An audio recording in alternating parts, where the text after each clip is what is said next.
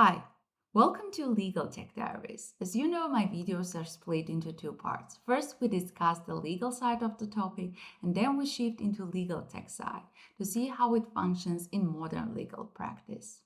Today, we're going to discuss the acceptance of offer. So let's start with the definition. An acceptance is defined as an offeree's final and unqualified assent to the terms of offer. And this is expressed by words or by actions.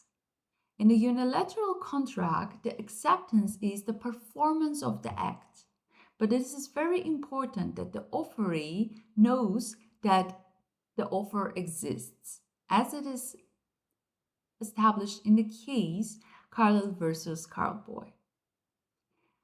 An acceptance and the offer both can be done by conduct, as it is in a Hills versus Arcos case. An offer can be done as in a various forms, as said, in a written form, oral, or by conduct. But it doesn't mean that the silence is a form of acceptance, as it is in a Fat House versus Bendlow case.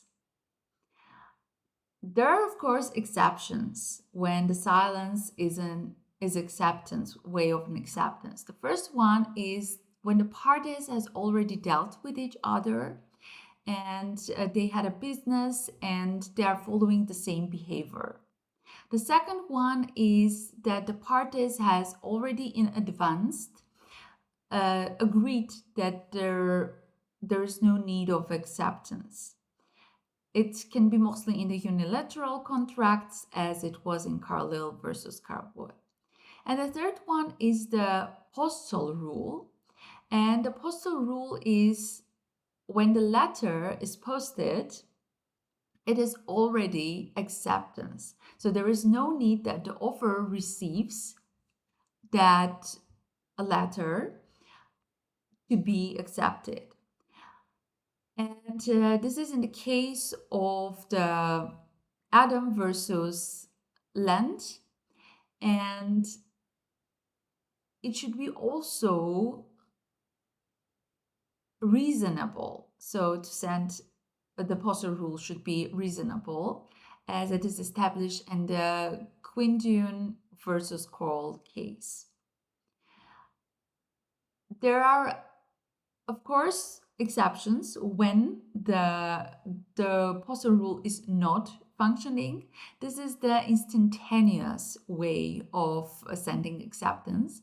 This is via fax, phone, or messaging, because these ways are instant, and in these cases the acceptance occurs when it is received and not sent. There are various variations of the communication for the acceptance, and the first one is instant communication. This is in person or via telephone. The second one is waiver of communication.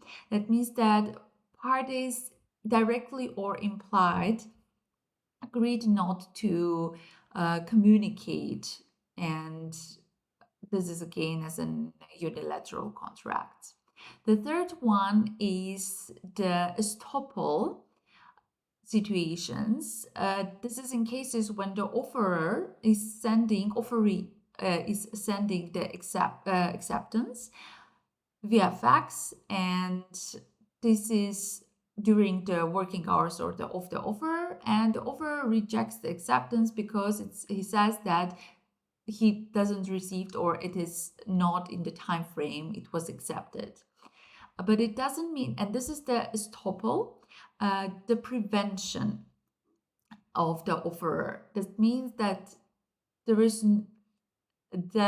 email has already sent, and when he does not open and read it, it doesn't mean that there is no acceptance. The next one is the communication with an agent. So it's not important always to communicate the acceptance with an offerer, but with a responsible person, with an agent, is also reasonable to do this. And the last one is the postal rule, when the offer is accepted, when the letter has been sent and not received. Uh, as said that we have already discussed the postal rule, and it is also possible that the postal rule is not functioning. And in the cases, it's not acceptance way to accept an offer. In the cases when the offerer mentioned that acceptance should be done in a written form, or the acceptance should be done in one of the ways chosen ways.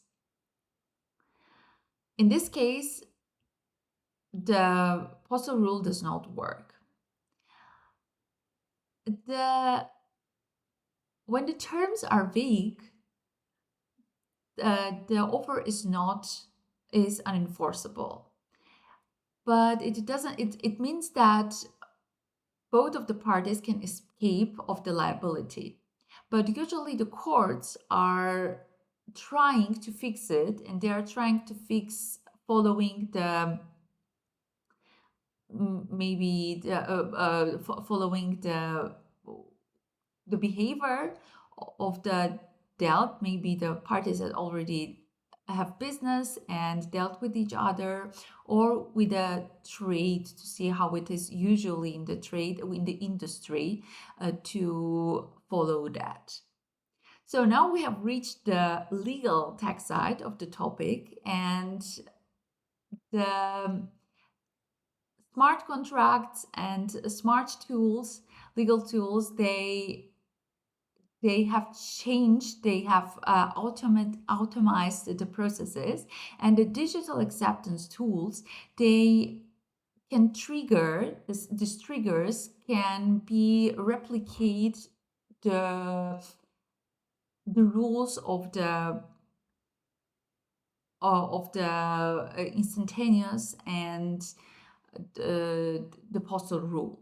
It means that, for example, if you're using the DocuSign, that when you opened the time steps can track when the document has been opened, when has been accessed, or the document has been signed. These are the evidences which can be crucial for the cases when there is the acceptance should be done in short time, or the parties are in the different time zones.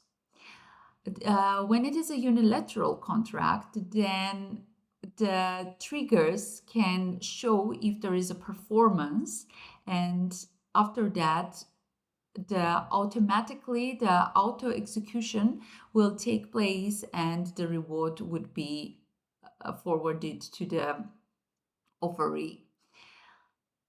And the third one, regarding the vague or non-binding contracts, the Kira tool is, with the Kira, it is possible to scan a very big amount of the documents, and this can tag the vague or flag the vague or non-binding clauses, and this will break again transparency and make easy to